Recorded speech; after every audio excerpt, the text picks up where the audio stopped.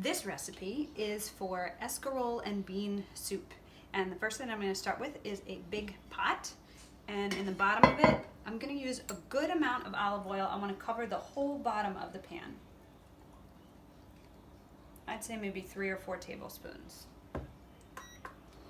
And I have 1, 2, 3, 4, 5, maybe 6 to 8 garlic cloves, depending on their size. 6 if they're the bigger ones.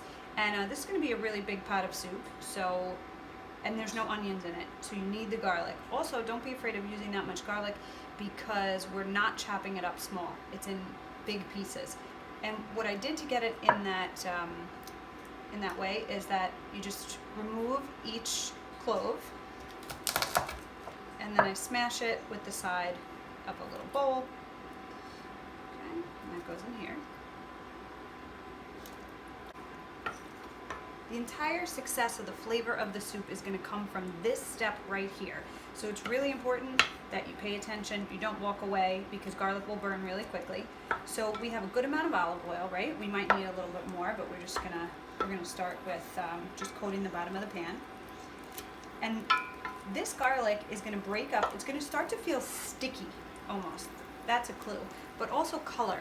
We want it not deep brown, but a golden brown. And if you skip that step, the soup will be boring. The next step after that that's really important is really letting the tomatoes cook down. So I have 1 28-ounce can of whole tomatoes.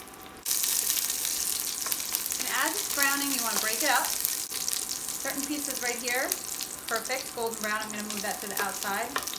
My center of my pot here is the hottest. And I break it up as it cooks. Now, you would think, how come we don't break it up before it goes into the pan, right? There's a different flavor that happens when you put very finely minced garlic or onions beforehand. When you cut it up after, the flavor is not as strong and it's sweeter. And I'm telling you, it looks like a lot of garlic. This will not be a garlicky soup. Yeah, and there's the stickiness that happens. That's what I'm looking for. I hate to say it, but if you go too far on this and you burn the garlic, you gotta start again. So don't walk away. All my garlic is cooked through. I can feel with the back of the spoon. Okay, so all at once, so I don't splash. There's my tomatoes. And I got my potato masher, which I used way more for crushing tomatoes than I ever do mashing potatoes. So there's a place by me, a pizza place that makes the best escarole and bean soup. And I was in love with it. And theirs was just thicker and more flavorful. And it did come with this almost like, I noticed, the big pieces of garlic. And it came with like a layer of really flavorful, deep, golden oil on top, which you would think that would make it greasy. It wasn't greasy. It's just the best soup ever. And I used to make this soup, but I did things differently. I didn't spend as much time with the garlic and oil in the beginning. I used onion. I didn't cook the tomato down nearly as much as I do now. And I used to drain the beans before I put them in. And the biggest change, the first change, was not draining the cannellini beans. I noticed that adds that beautiful thickness, and there's so much flavor in there. And it's white beans, so it's not gonna give it any kind of bad color. And I increased the amount of garlic and almost fried it because, I mean, I don't know how they do it, but I think they fry it. So after lots of trial and error, I am proud to say that this soup matches that one. And this soup is 100% vegetarian. I don't add chicken broth to it. I don't even add much water to it. It's really, the base of it is mostly tomato. And since I'm not adding chicken broth or anything else, I want to make sure that I have a good amount of flavor. So I'm going to start with 2 teaspoons of salt. And freshly cracked black pepper. And when I say 2 teaspoons of salt, I always mean kosher salt. Kosher salt has less sodium. If you're using table salt or iodized salt, first off, I would say try to switch. If that's all you have in the house, you're going to be using a lot less. I want to simmer this until it thickens up and it reduces a little bit.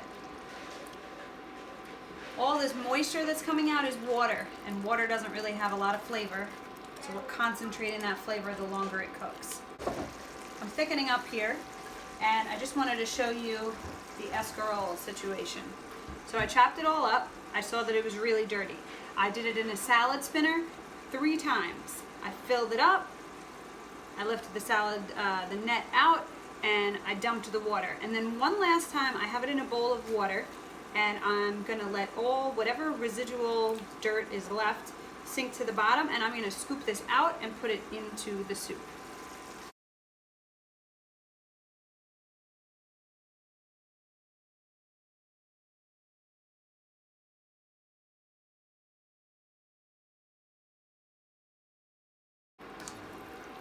So escarole is a type of bitter lettuce. It's actually a lettuce, but most of the time it's cooked. You don't see it in salads a lot. Sometimes in warm salads. See how nice that wilts down? Okay, now I'm going to empty the beans. Again, the really important part is not to drain them. I'm gonna let this cook and bubble away until I start to see it thicken, the escarole wilt down even more, and I'm just gonna let all the flavors meld together for about 5 to 10 minutes. I'll taste it and see where to go from there. All right, the soup has been simmering maybe about 15 minutes. It's pretty quick. And I can tell that the escarole's completely wilted, everything thickened up, it doesn't look watery anymore, and I'm just gonna taste it and see if it needs salt and pepper. And it probably will need salt and pepper because it depends on if you're using salted tomatoes or your beans are salted. It's good. It's sweet, but it does need salt. So I'm gonna add another teaspoon and some pepper.